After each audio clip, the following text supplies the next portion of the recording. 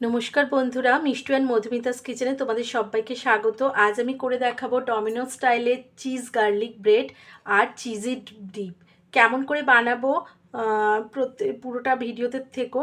এইরকম cheese garlic bread আর cheesy deep দিয়ে বাড়িতেই যদি বানিয়ে নিতে পারো, বাচ্চারা অনেক সময় বায়না করে বা বড়োদেরও খেতে ইচ্ছা করে, তাহলে কিন্তু তোমাদের আর সবসময় ডমিনোস থেকে অর্ডার করতে হবে না। আর এটা ডমিনোজের থেকেও ভালো হবে, কারণ তোমরা বাড়িতে হাইজিনিকভাবে বানাবে এবং ভালোবাসার সাথে বানাবে। তো চলো তৈরি করে নিই চিজ গার্লিক ব্রেড আর চিজি ডিপ। প্রথমে আমি কিছুটা বাটার নিয়ে নেব।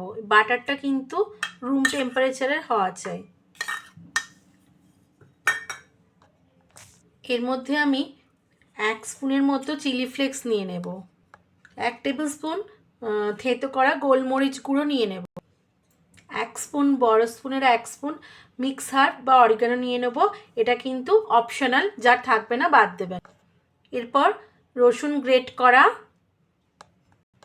নিয়ে নেব 2 স্পুন।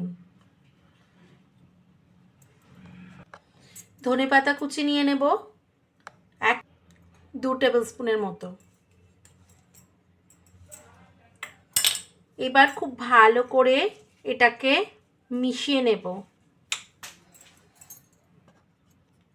এইবার ব্রেড নিয়েছি, ব্রেডের মধ্যে এই বাটার যতটা পারবে স্প্রেড করে দেবে, যেরকম ভাবে করার।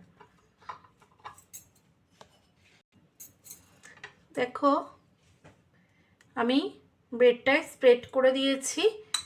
এইবার আর একটা ব্রেড নিয়েছি, নিয়ে এর মধ্যে আমি আমুল প্রসেস চিজ গ্রেট করে নিয়েছিলাম। এবার যে যতটা পছন্দ সে ততটা চিজ স্প্রেড করে দেবে। দিয়ে এবার এর ওপরে এটা রাখবে। এবার মিডিয়াম টেম্পারেচারে তাওয়া গরম করে নিতে হবে। নিয়ে এই যে চিজের এর মধ্যে এই যে চিজটা আছে, এই দিকে না করে উল্টো দিকে এরম করে ধরে এরম উল্টো দিকে বসাতে হবে।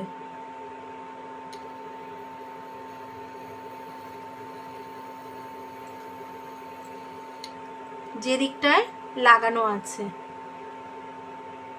দিয়ে এই অবস্থাতে এই দিকে আস্তে আস্তে বাটারটা স্প্রেড করে দিতে হবে। আর তোমরা যে এই গার্লিক ব্রেডের যে এটা আমরা বানালাম মিক্সচারটা, এটা কিন্তু যদি থেকেও যায় তোমরা এটা স্টোর করে রাখতে পারবে 2 সপ্তাহ পর্যন্ত বা 1 মান্থ পর্যন্ত, কোনো অসুবিধা হবে না। একটা টাইট কন্টেনারে রেখে দিতে পারবে। কিছুক্ষণ পর আস্তে করে ধরে এরম করে উল্টে দিতে হবে। দিয়ে চিজ মেল্ট হওয়া পর্যন্ত আমরা মিনিট খানেক কভার করে দেব। 1 মিনিট পর খুলে নেব। নিয়ে চিজটা মেল্ট হওয়া পর্যন্ত অপেক্ষা করলাম। করে এবার হালকা আঁচে এটা ক্রিস্পি করে নেব, এপিট ওপিট করে।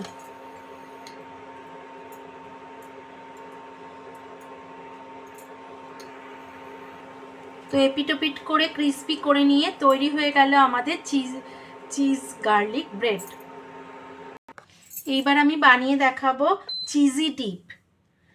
তো এবার একটা প্যান বসিয়ে দিয়েছি, তাতে আমি 1 স্পুনের মতো বাটার দিলাম। বাটারটা মেল্ট হয়ে গেলে পুরো তাওয়াতে লাগিয়ে নেব।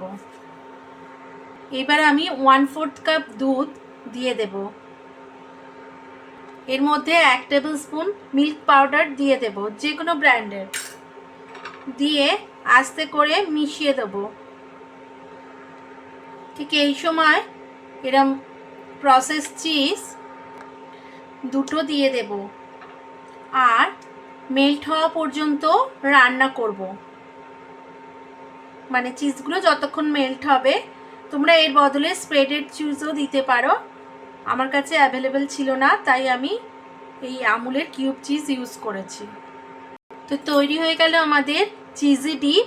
এটাকে রুম টেম্পারেচারে আসা পর্যন্ত, মানে ঠান্ডা করে নিয়ে আমি সার্ভ করে দিচ্ছি। তো আমি এবার ইচ্ছা মতো পছন্দ মতো কাট লাগিয়ে দিতে পারবে। আমি এরকম লম্বা লম্বা শেপে কাট লাগিয়ে দিচ্ছি। তো দেখো কত সুন্দর হয়েছে আমার চিজি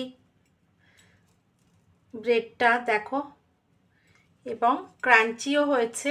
তোমরা শব্দও পাচ্ছ, না পেলে